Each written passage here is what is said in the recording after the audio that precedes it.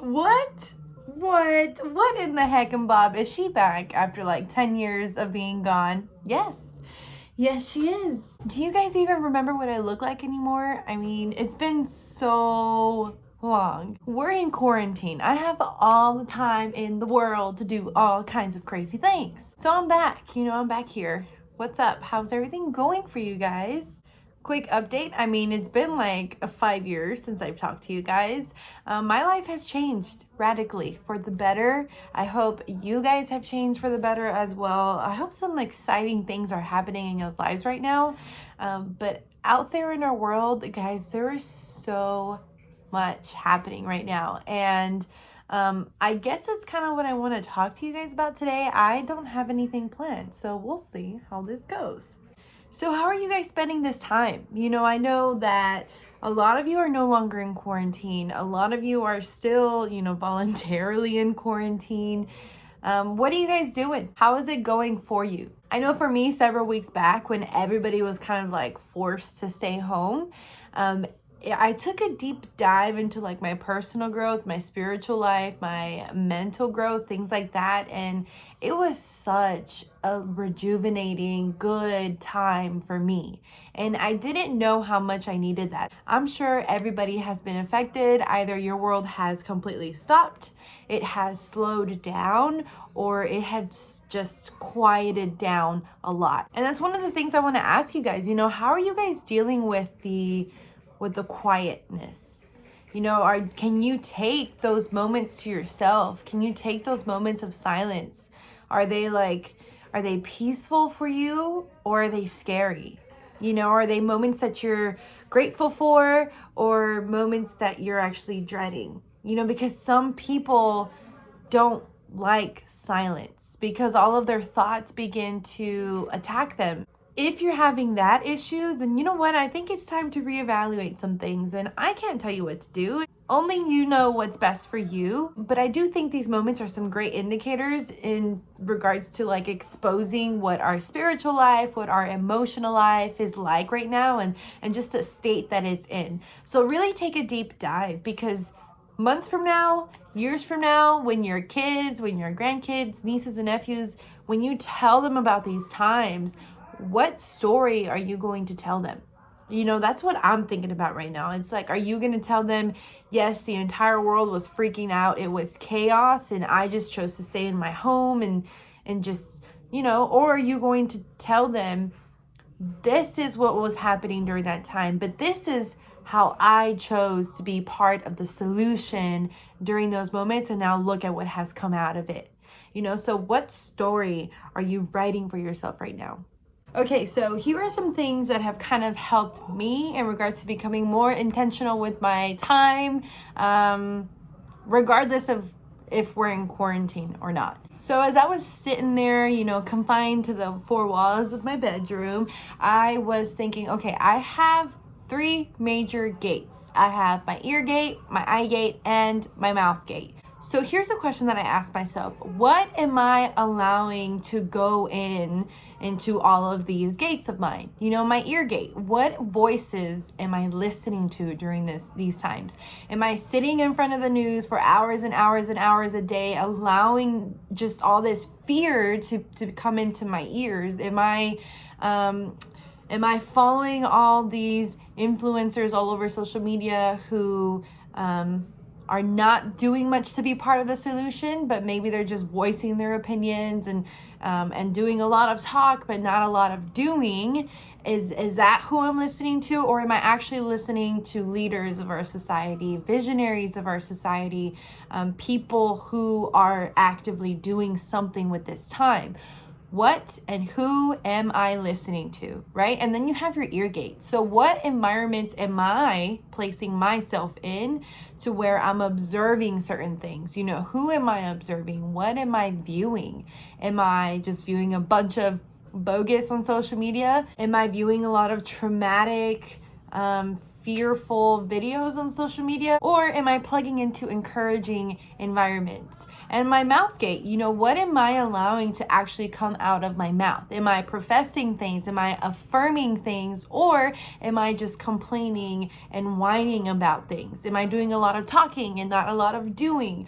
All of those things matter. They're screaming at my dog right now. Sorry. Also, yes, I got a dog. I haven't showed you guys my dog. Oh my gosh, I should show you my dog. Yes. But anyways, those are some things that you can control. And I tell you, whenever you start becoming so much more intentional about those things, your life every day will begin to just reset in the right direction. So plug into the right books, plug into the right audios, the right people, and the right credible resources and things like that. So kind of just let those thoughts simmer and be intentional with your time. And for me, I have a lot more time on my hands. Back a few weeks ago, everybody was in quarantine, right?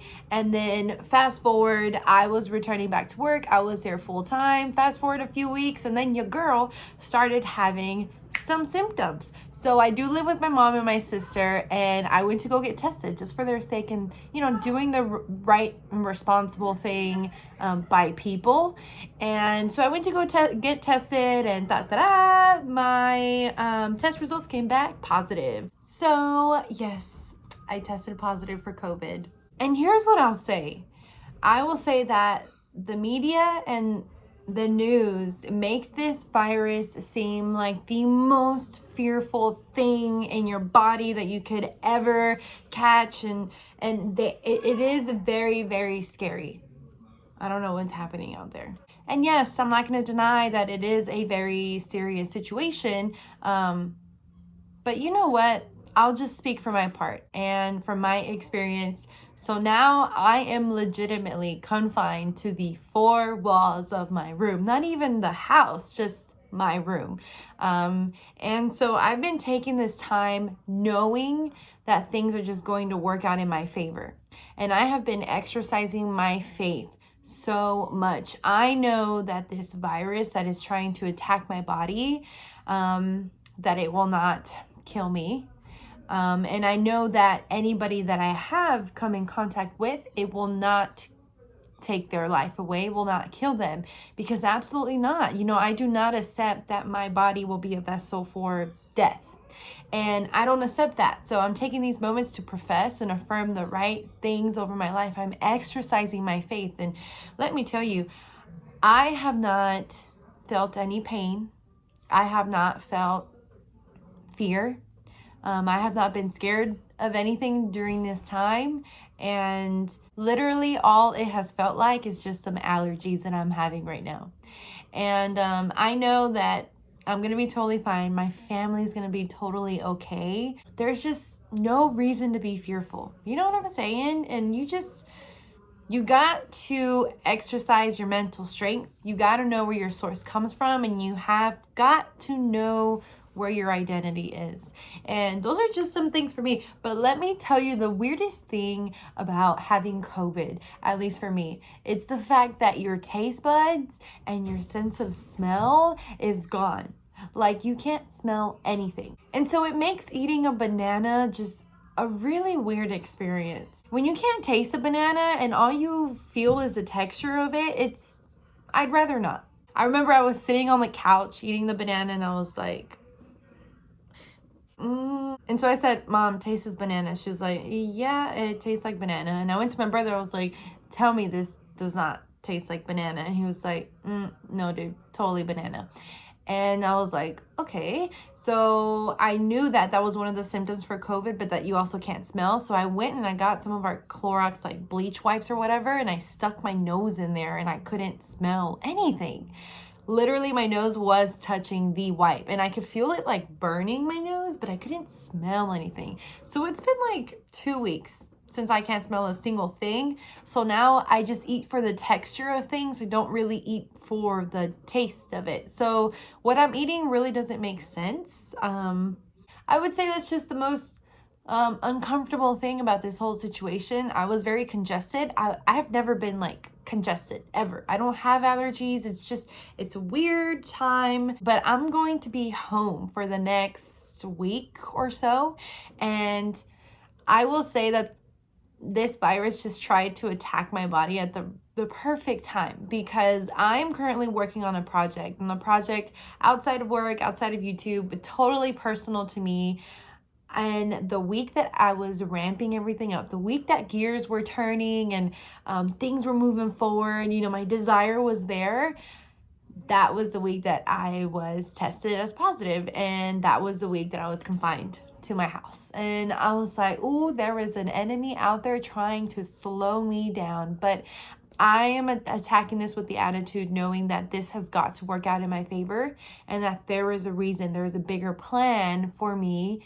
And maybe it was just time for me to slow down as well. So I'm definitely gonna be slowing down for the next week. That's it. Can you guys comment on this video and just like say what you're doing, you know, how you've been dealing with quarantine? Does this stuff make sense to you? Does it not? Just let me know. I'm probably gonna ask my sister to make me some dinner. I literally can't even go to the kitchen. So I would say the best thing about COVID is that you can get your sister to be your slave. Yes, she brings me my meals, she brings me my beverages, she brings me washed grapes whenever I want them.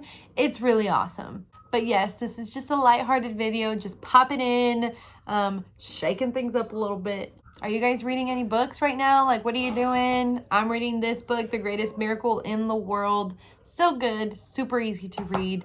But pop back in later. That is a fish. That is a fish given to me by someone very special. It means something very special to me.